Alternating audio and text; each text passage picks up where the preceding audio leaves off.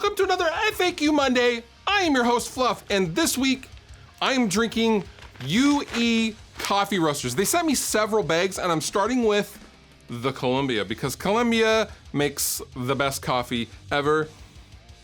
Oh, it smells so good. This came all the way from the UK. So thank you, UE coffee roasters. I appreciate you so much. Thank you for the morning coffee. And I will link down below in the description to them. Go tell them hi and tell them Fluff sent you. But until then, first question. Thoughts on the API LUNCHBOX / 500 series rack gear? It's really cool.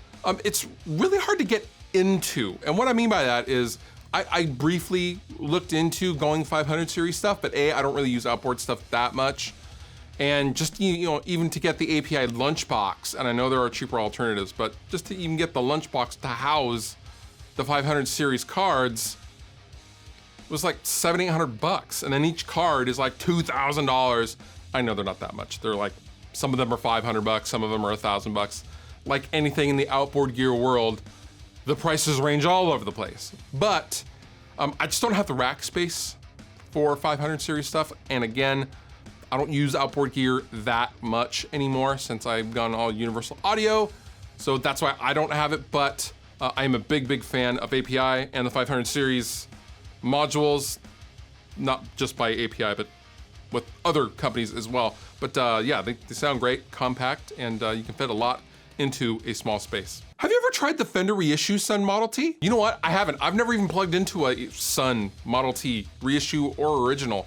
I am a big Cave-In fan, and Steven uses and has used an original Model T for everything he's done, like, Old Man Gloom and Mutoid Man and Cave-In and things like that.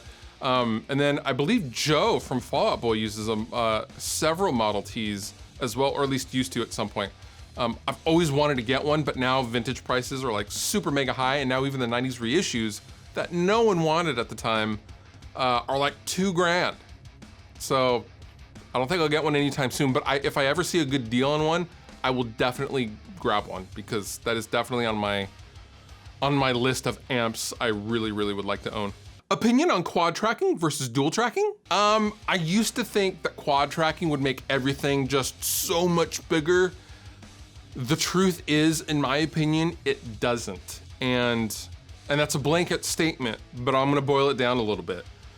Quad tracking all rhythm guitars does not inherently make your rhythm guitar parts sound thicker or larger. What I like to do is I will double track the rhythms and then quad track certain parts and bring in the quad tracked in, maybe for example, for a chorus, and then pull them back down for the verse or something like that. So it's a mix of kind of both. So you get the best of both worlds as far as the quad tracking. But I quad tracked my last solo record, the Fire Breather EP. It was a nightmare getting everything locked together. And I wasn't even sure what I was doing and how to like really edit guitar, so nothing is edited. And I just played everything 100,000 times to get it tight, and it was tough, man. But I'm glad I did it, but I don't think I'll ever do that again. And now, Fluff reads a tweet. What do you call a dad on some stairs? Stepdaddy.